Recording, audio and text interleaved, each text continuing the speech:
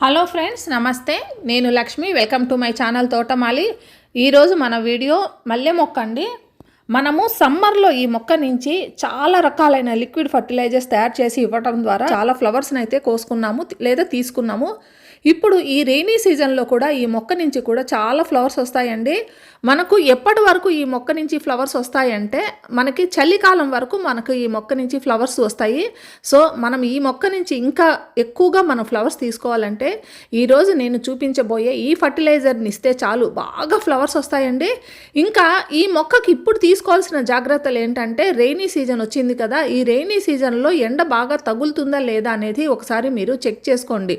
బాగా ఎండ తగిలే ప్రదేశంలో అంటే నేల మీద పెట్టిన మొక్కలైతే మనం ఏమి మార్చలేం, కానీ వర్షాకాలంలో ఈ పైన మనం టెర్రస్ మీద ఏదైనా కంటైనర్స్లో పెంచుకుంటే మాత్రం ఎండ తగిలే ప్రదేశంలో మాత్రమే ఉంచండి, లేదా షిఫ్ట్ చేయండి. ఎండ ఎక్కడ తగులుతుందో అక్కడికి షిఫ్ట్ చేసుకోండి. ఇంకా వాటర్ కూడా చూసుకోండి. మనము వర్షం పడుతున్నప్పుడు ఈ మొక్కల వాటర్ నిలిచిపోతుందా లేదా పడిన వర్షం పడినట్లే వెళ్ళిపోతుందా అనేది కూడా చెక్ చేసుకోండి. వాటర్ ఎక్కువగా నిలిచిందనుకోండి, కొమ్మలు లోపల వేర్లన్నీ కులిపోవటం అయితే స్టార్ట్ అవుతాయి.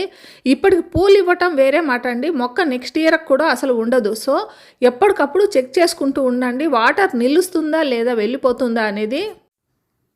ఇక పెస్ట్ అటాక్ అనేది కూడా ఈ సీజన్లో ఎక్కువగా ఉంటుందండి. బాగా ఇప్పుడు ఈ రెయిన్స్ పడినప్పుడు పెస్ట్ అనేది మట్టిలో నుంచి కూడా వచ్చేస్తూ ఉంటాయి.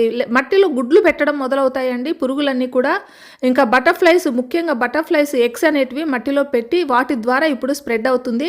సో మనము ఎప్పుడైతే వర్షం తగ్గింది అనగానే, ఒక 2-3 రోజులు ఎండ వస్తుంది అనగానే మట్టిని కొద్దిగా ఏదైనా పుల్ల కానీ ఏదైనా ఇన్స్ట్రుమెంట్ లాంటివి తీసుకొని కొద్దిగా అటు ఇటు కదుపుతూ ఉండండి. దానివల్ల ఎగ్స్ అనేటివి ఏమైనా ఉన్నా కూడా చనిపోవటం అయితే జరుగుతాయి. సో మట్టిని కలయబెట్టడం అలాంటివన్నీ చూడటం, ఇంకా మట్టి లోపల ఏదైనా కుళ్ళిపోయిన ఆకులు కానీ ఫ్లవర్స్ కానీ లేదా కొమ్మలు కానీ ఇలాంటివి ఏమైనా పడినా కూడా వెంటనే తీసేయండి.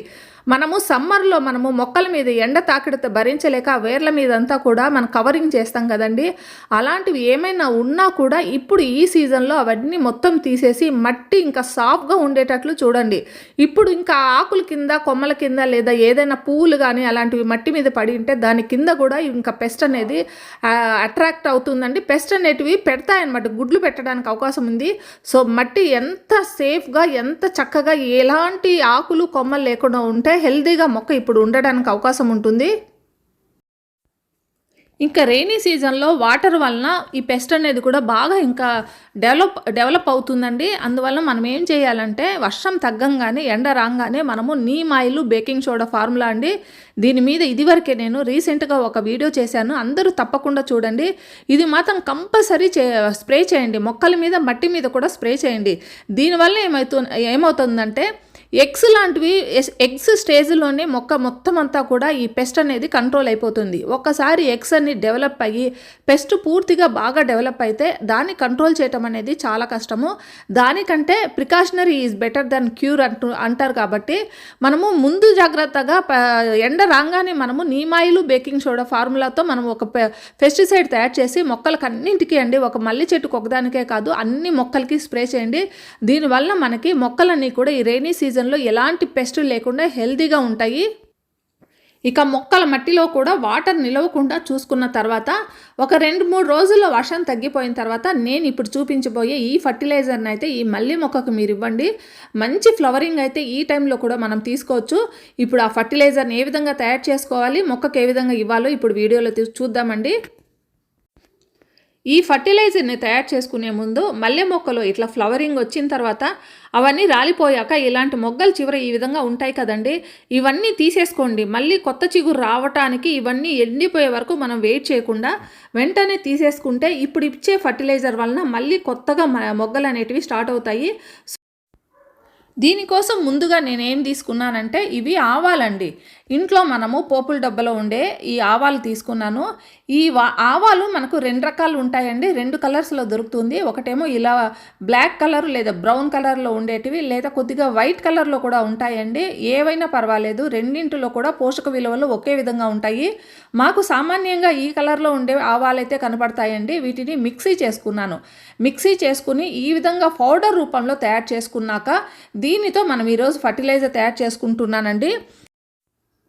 ఆవాల పౌడరు లేదా ఆవాల చెక్క అనేది ఒక పవర్ఫుల్ ఫర్టిలైజరు. ఇందులో మొక్క డెవలప్మెంట్కి అవసరమైన అన్ని స్థూల సూక్ష్మ పోషకాలన్నీ కూడా చాలా బాగా ఎక్కువగా ఉంటాయండి. దీనితో మనము 3 రకాలుగా వాడుకోవచ్చండి. ఒకటేంటంటే సాయిల్ మిక్స్ తయారు చేసుకునేటప్పుడు సాయిల్ మిక్స్లో యాడ్ చేసుకోవచ్చు. మనము లిక్విడ్ రూపంలో ద్రవ రూపంలో ఫర్టిలైజర్ తయారు చేసుకునేటప్పుడు కూడా దానికి కూడా మనం ఈ ఫర్టిలైజర్ని ఉపయోగించవచ్చు. లేదా ఘన రూపంలో మనం తయారు చేసుకునేటప్పుడు కూడా ఈ పౌడర్ని యూస్ చేసుకోవచ్చు. ఈరోజు నేను 2 రకాలుగా ఫర్టిలైజర్ని తయారు చేసి చూపిస్తున్నాను. ఒకటేం చేస్తున్నానంటే 1 లీటర్ వాటర్ తీసుకొని ఆ వాటర్లో 1 స్పూన్ ఆఫ్ ఆవాల పౌడర్ అండి, ఇందాక మిక్సీ వేశాను కదా ఆ ఆవాల పౌడర్ని కలిపి అందులో ఫ్రెష్ టీ పౌడర్ అండి, వాడేసిన టీ పౌడర్ కాదండి, ఫ్రెష్ తీసుకున్నాను. ఈ రకంగా 1 లీటర్ వాటర్లో అవన్నీ వేసి ఒక ఫర్టిలైజర్గా తయారు చేసి పక్కకు పెట్టుకున్నానండి. ఇంకా పౌడర్ రూపంలో కూడా మనం ఫర్టిలైజర్ తయారు చేసుకోవాలంటే మన దగ్గర ఎన్ని మొక్కలు ఉన్నాయో అన్ని స్పూన్లు తీసుకోండి. ఒక్కొక్క మొక్కకి 1 స్పూన్ లెక్కన నేను 2 మొక్కలకి 2 స్పూన్లు వేసాను. ఇక ఇవి కూడా అండి టీ పౌడర్ అంటాను కదా, ఫ్రెష్ టీ పౌడర్, ఇవి కూడా 2 స్పూన్లు తీసుకుంటున్నాను. ఈ విధంగా ఫ్రెష్ టీ పౌడరు ప్లస్ ఆవాల పౌడరు రెండింటితో కలిపి ఈరోజు ఫర్టిలైజర్ తయారు చేసుకొని దీన్ని ఈరోజు మొక్కలకి ఇద్దాము. ఆవాలలో వేడి ఎక్కువగా ఉంటుందండి, అందువల్ల రెయినీ సీజన్లో పౌడర్ రూపంలో మనం ఇచ్చుకోవచ్చు. ఇచ్చే ముందు మట్టిలో తేమ ఉందా అనేది కూడా ఒకసారి గమనించండి. ఒకవేళ లేకపోతే మీరు కొద్దిగా వాటర్ ఇవ్వండి. ఇచ్చిన తర్వాత ఈ విధంగా పొడి పొడిగా చేసుకొని మట్టిని గుల్లగుల్లగా చేసుకున్న తర్వాత 1 టీ స్పూన్ అండి, ఇందాక మనం తయారు చేసుకున్న ఈ పౌడర్ని 1 టీ స్పూను ఒక్కొక్క మొక్కకు ఇచ్చేసేయండి. దూరంగా కాస్త దూరంగా మొక్క వేర్లకు దూరంగా ఇట్లా ఈ విధంగా ఇచ్చిన తర్వాత ఇంకా మట్టిలో కలిసేటట్లు కలయి తిప్పేసేయండి. ఈ విధంగా చేసి మళ్ళీ ఒకసారి వాటర్ ఇచ్చేసేయండి. లేదా వర్షం పడుతున్నప్పుడు కూడా తెరపిడిచినప్పుడు కూడా ఈ ఫర్టిలైజర్ని ఇచ్చేస్తే వర్షం తర్వాత మళ్ళీ వర్షం పడినా కూడా చక్కగా ఈ మొక్క తీసేసుకుంటుంది. ఈ మల్లె మొక్కను చూడండి, రీసెంట్గా నేను కటింగ్ ద్వారా డెవలప్ చేసుకున్నానండి. చాలా చక్కగా కటింగ్ ద్వారా డెవలప్ అయ్యింది, చూసారా? ఇలాంటి మొక్కలకి, ఇంత చిన్న మొక్కలకి ఇలాంటి ఫర్టిలైజర్ అండి. ఈ ఫర్టిలైజరే కాదు, ఎలాంటి ఫర్టిలైజర్ ఇవ్వకండి, పెద్ద మొక్కలకి ఇవ్వండి. ఇలాంటి పెద్ద మొక్కలండి. ఇది దాదాపు 6 మంత్స్ అయింది ఈ మొక్కను కూడా కటింగ్ ద్వారా డెవలప్ చేసుకున్నదే. ఇలాంటి మొక్కలకి ఇవ్వండి. ఫ్లవరింగ్ ఆల్రెడీ స్టార్ట్ అయినాయి కదా, వీటికి ఇవ్వచ్చు. చిన్న మొక్కలకి ఇస్తే అవి ఈ ఫర్టిలైజర్స్ని తట్టుకునే శక్తి ఇంకా మొక్కకు రాదండి. సో మొక్కలు చనిపోయే అవకాశం ఉంది. ఒక 6 నెలలు దాటిన తర్వాత ఏదైనా ఫర్టిలైజర్స్ ఇవ్వండి.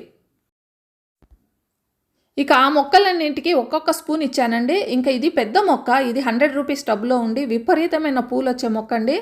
ఈ మొక్కకు కూడా నేను ఈ ఫర్టిలైజర్ ఇస్తున్నాను. చూడండి, పైన మొగ్గలన్నీ కూడా తీసేసిన తర్వాత ఒక మొగ్గ లేదు ఈ చెట్టు మీద.